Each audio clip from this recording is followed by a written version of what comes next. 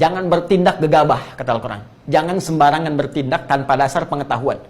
Jangan sembarangan mengerjakan sesuatu kalau kita nggak jelas.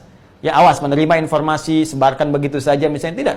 Ya awas, tajamkan dulu. Lihat dulu sumbernya dari mana. Termasuk jangan mengikuti sesuatu yang belum jelas arahnya kemana. Ikut yuk kemana, yang penting ikut aja dulu, nanti kamu tahu. Nah itu jangan, kalau dari adab Al-Quran. Pastikan dulu.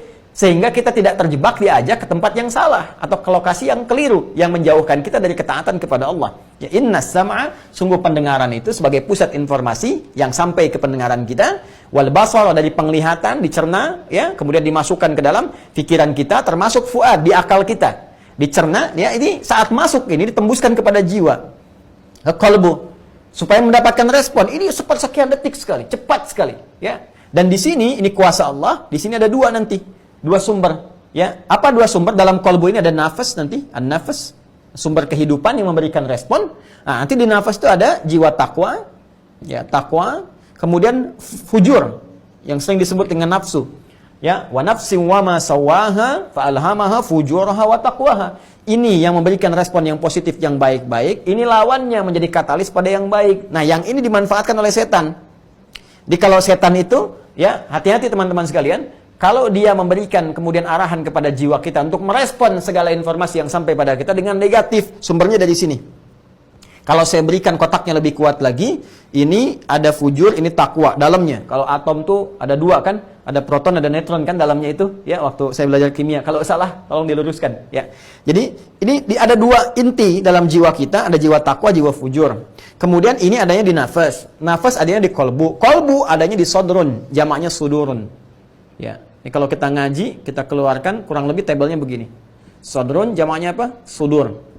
Nah, jadi di dalam sodrun atau sudur ini, dalam dada kita, dalam jiwa kita ada kolbun, ya, tempat bernaungnya nafas. Di kolbun ada nafas, di nafas ada takwa, ada fujur. Ya, takwa ini mendapatkan bimbingan, dibisikkan oleh malaikat. Malaikat. Ya, ini fujur, ini yang diberikan waswas oleh setan. Sehingga kalau kita baca surah An-Nas, kan alladzi yuwaswisu fi sudurin nas. Ya, itu skala umumnya. Qul a'udzu birabbin nas, malikin nas, ilahin nas, min syarril waswasil khannas, alladzi yuwaswisu fi sudurin nas. Yang memberikan waswas ke dalam dada-dada manusia. Apa yang diwaswaskan dalam dada-dada manusia ini masuk ke kolbunya. Apa yang ada dalam kolbu? Nafas. Apa yang ada dalam nafas? Ini yang disasar oleh setan. Fujur. Ya. Nah, kalau ini sudah kena oleh setan yang bahaya, maka dari nafas ini, maka mengarahkan perintah-perintah yang buruk.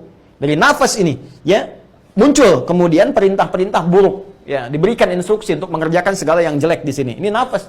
Ini yang dimaksudkan Quran surah ke-12, ayat 53. Wa ma ubarri'u nafsi, innan nafsa la'ammaratum bisu.